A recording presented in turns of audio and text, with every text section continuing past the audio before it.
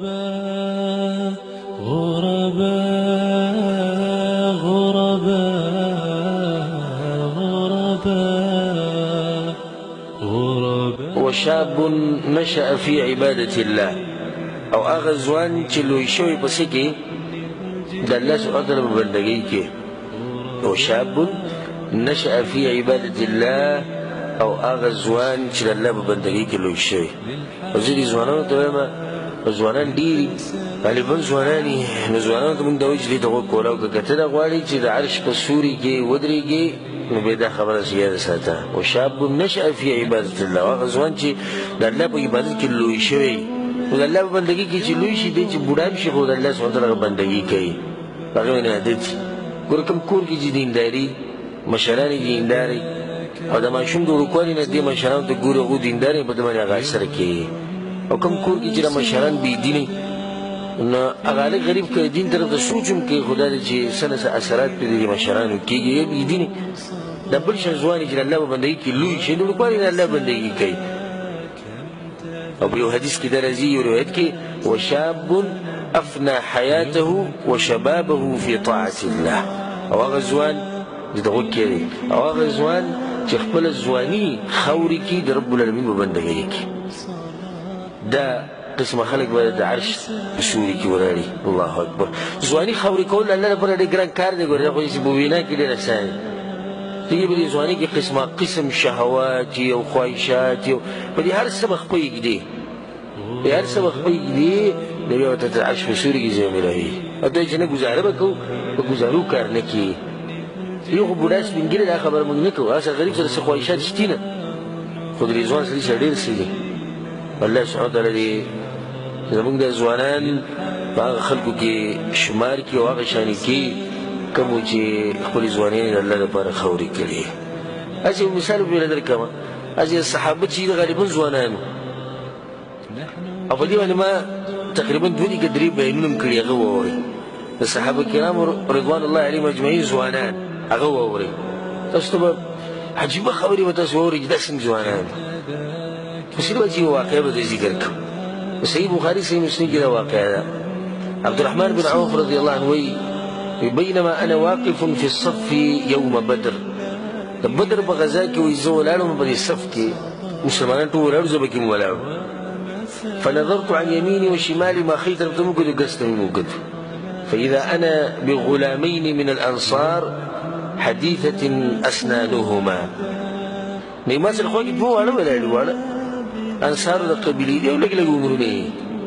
تمنيت أن أكون بين أضلع منهما. نو ما په دې زړه کې چې ارمان چې زورور خلک را سره خوا کې ولاړ مرګري چې زوروري ښه کړه، لکه دشمن د باندې حمله وکړي، خوا کې را سره یو زورور باډیدار سړی ولاړ دی چې دفاع به وکړي، د بل طرف ته ځوان سړی باډیدار ولاړ دی او دفاع وکړي، دا مړو په منځ کې زه ولاړ.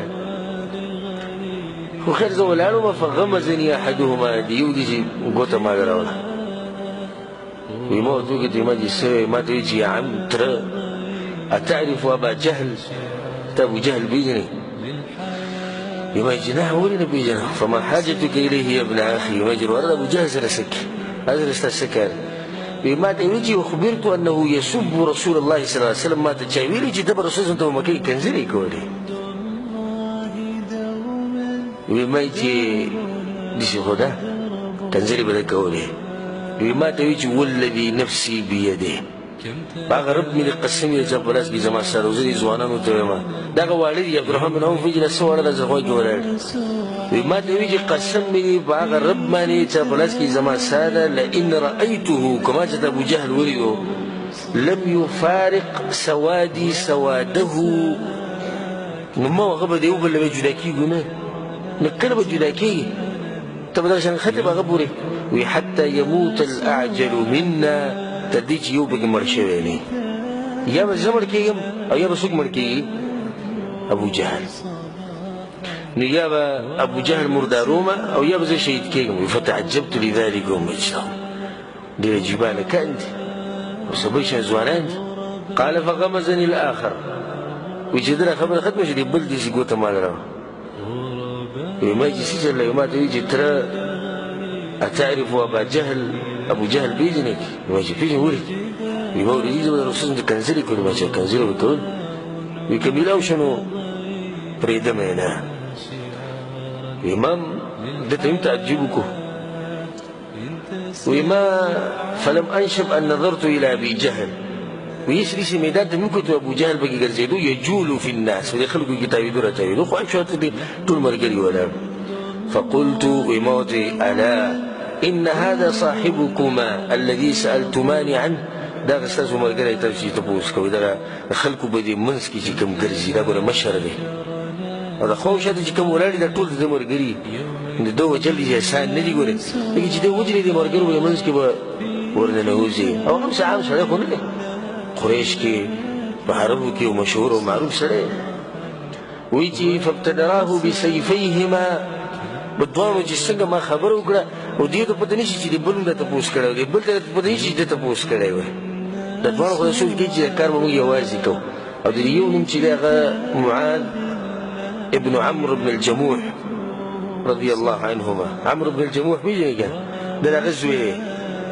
او ده دويم چې ده معاذ ابن عفراء ده بل کس دوانو معاذ ده معاذ ويشنګ ما خبرو کړو دوانو ورودا توري رويست دي به مشكله باندې دوی د نورل په دې کې به دوی باندې گزارونه وشو دي خطرناک گزارونه به دوی باندې وشو معاذ بن عمرو بن الجموح رضي الله عنه دغه باندې کې درځي چې دغه په دې وګبانې گزارو شو د لاس دیواله شو دی لاس دیواله شو بیا د سرمنی په جسم پورې خاطر نور لاس یې څنګه دغه په دې لاس باندې جنگ کو نو بیا چې لاس تکو د لاس یې کې خو په پځې خو کې خو دې درخ کو لاس غزار کو یې لاس ما تنګي او دوه خو گزارونه وکړي چې تفصیل لزان خدوانو يخ گزارونه وکړو حتى قتلاه ترديج ابو جهل مرداركو هذا كشي مرداركو چې هغه د دې امت فرعون دی ګوره د خطرناک سره دې وړو لکانو د ایمان نه ډک لکانو هغه چې مردارکو بیا ثم انصرف الى النبي صلى الله عليه وسلم فاخبره رسول الله خبره وکړه فقال أيكما قتل رسول الله تزوجون كامل ذلك له فقال كل واحد منهما أنا قتلت يوي ما بلوي ما رسول الله هل مسحتما سيفيكما تسول أخبري توري باقي كري دوينونا كنشتي لسره وينا رسول الله مشتمون باقي كري لاني داغا مردار وينا بلا برتها فنظر في السيفين رسول الله توري توقت ويجي كلاهما قتل تسوان وجليه شلون باندې ګوره د وینې شتینې بیا ګوره خوشحاله شو وګوره دې ځوانانو ته داسې ځوانان دا هغه ځوانان دي چې د قیامت پر ورځ به کوم ځای کې ولاړي د عرش په سوري کې به ولاړي او یو موږ د ځوانان الله یې زموږ په حال باندې رحم وکړي د ځوانۍ د بندګۍ الله سبحانه وتعالی ډېره خوښي الله دې موږ ته نصیب کړي إن تسأل عنا فإن